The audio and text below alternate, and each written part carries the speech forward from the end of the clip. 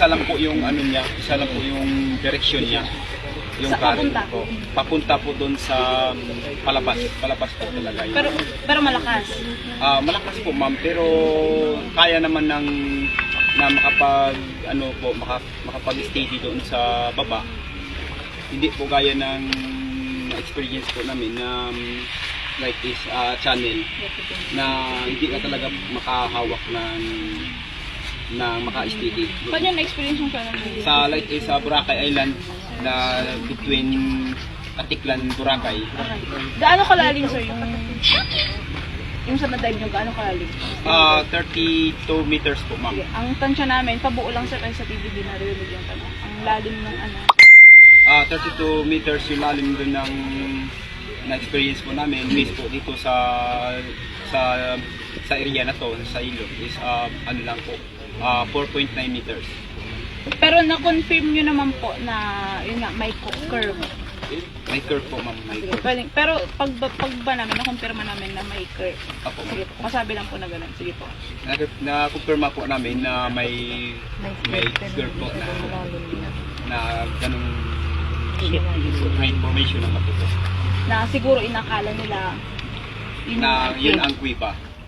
Sige, na siguro Na yung akala nila yun ang kuiba po. Pero ano yun, walang butas.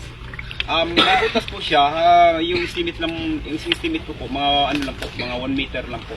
Yung butas lang po, yung formation ng bato lang po doon sa baba. Tapos yung tubig bumabangga. Hindi po siya bumabangga doon ma'am. Ano lang talaga siya. Oo. Isang ano lang talaga siya ng current. Pwede pa nga kami maka-steady doon para makatago doon sa current. Wala pong pressure doon papasok sa kuiba na sinasabi nila. Sir, ikaw nag-dive ka, di ba? Ano experience mo doon sa baba? Yung sa akin na base ko na experience doon na nakikita ko talaga. Yung curve talaga hindi talaga siya napabanggaan ng current eh. Kasi yung current base na makikita mo dito palabas siya papunta doon. Hindi siya papasok doon sa Kaya yung expected ng mga tao, niisip nila cave yun. Hindi po yun cave. So wala posibilidad na mapupunta po yung victim doon. Kasi po yung current papunta sa kaliwa. Hindi po papunta dito sa ano. Pero sabi po nila doon siya lumubog, doon siya huling nakita. Bakit po kaya? Nahila siya pababa? Kasi kung walang pressure doon, bakit doon siya huling nakita? Sa base ng ng paglubog siguro niya, starting siya dito, between papalabas na gano'n. Kasi di naman yung agos di naman pupunta doon. Hindi siya dumidikit dito. Kaya gumawa tayo ng isang grab line para yung patunayan na diyan talaga siya tumaan ba talaga o hindi. Wala po tayong doon nakita na sabi lang cave o wala po. Pero may curve. Opo. Pero yung doon sir, para kasing gumaganon siya doon sa... Normal po yan na gumaganon siya kasi isang way lang po siya ng agos. Kasi may binabanggaan siyang bato dyan sa gitna. So based doon sa sabi nilang kuweba o curve na yan, wala po. Wala po talaga dumadaan na doon. Tapos, kumusta po yung ano yung mga nakita niyo sa loob? So, wala po. Natural lang siya na bato. Yung nature nito. Kung ano po nakikita natin dito sa surface, ganun po siya sa baba. Tapos, ano pa po yung nasa ibaba? May mga kahoy ba? May mga ibang doon sa papunta ng 4 meters to 3 meters, meron siyang kahoy doon. Pero ano lang po yun. Naka-hover lang doon sa bato, nakapatong lang. Wala po. Walang any signs ng body? Wala po. Wala po. Ano yung wala? Pakompleto po sir. Wala pong innocence na body po. Wala rin, isa pa sir, walang innocence po ng body din sa baba. Any signs? Any signs. Okay, isa pa po sir, wala pong any signs doon na body doon sa baba. Tapos, wala bang pwedeng pagsingitan ng katawan? Kung kunwari, wala sa po bato ma'am. or naibaon sa ilalim. Wala po ma'am. Wala pong posibilidad na ma-stuck po siya doon sa baba. Tapos, ilang po yun sir? Parang ilang butas yung nakita niyo? Isa lang po ma'am isa lang po yung niyan doon yung mababaw. Yun lang po talaga na identify namin. Teka lang po Ano po, sorry. Yun lang po ang na-identify namin, ma'am, na mababaw lang po na sheet ng bato na para siyang butas po. Sir, kumusta lang dun sa ilalim? Meron bang part na malalim? Meron part na mababaw? Or pare-parehas yung... Yes po ma'am, meron po. For starting po kasi natin, around is 1 meter. Papunta po hanggang 2 to 6 yung pinaka-maximum depth limit niya. Yun po yung pinaka-ground na lalim niya. Ano po? Yun ang pinaka-ground na pinaka-malalim. 6 meters. Between po kasi meron po kaming dalang computer, so ma-identify talaga natin po ilang meters po yung dinaan.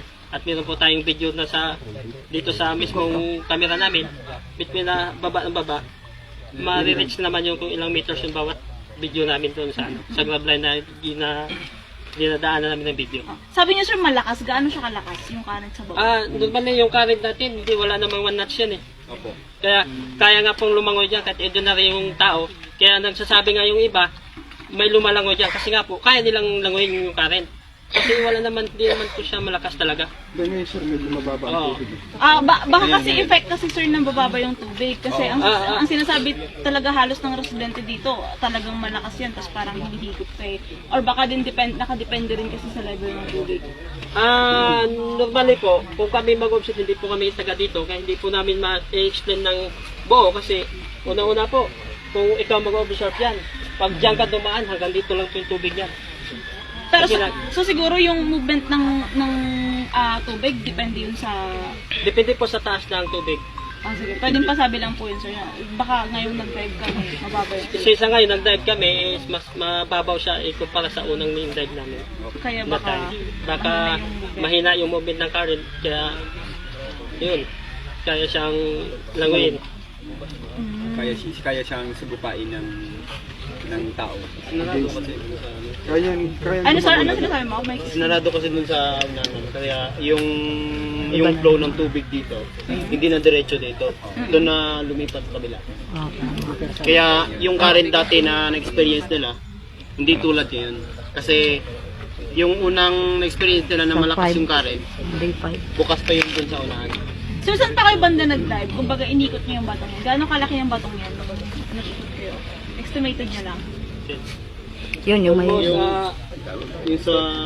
Sige, tingin sa akin, sir. Yung laki ng bato. Yung sa gitna po, ma'am. Yung may... Opo, yan. Yung sinisid yan. Yung sinasabi, yung tinatawag nilang linaw, yung part na yan. Gaano po kalaki yung bato? Estimated niya lang. 15 meters. Ano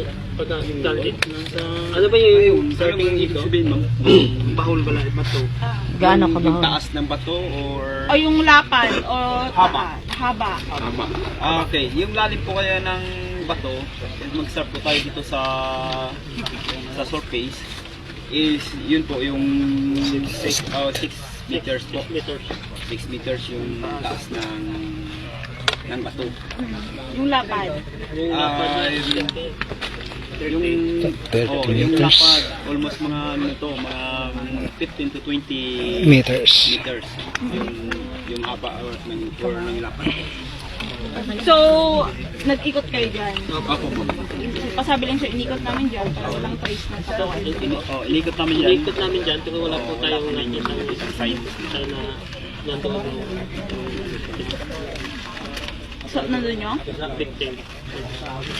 Sir, explain nyo lang yung unang dive. Ano pong yung unang rescue nyo dito. Gusto yung Doon sa unang rescue namin, 14. Yung 2. February to. February to. Dahil hindi pa kasi nakasara itong area na to ng ano dyan, yung lagyan ng buhangin.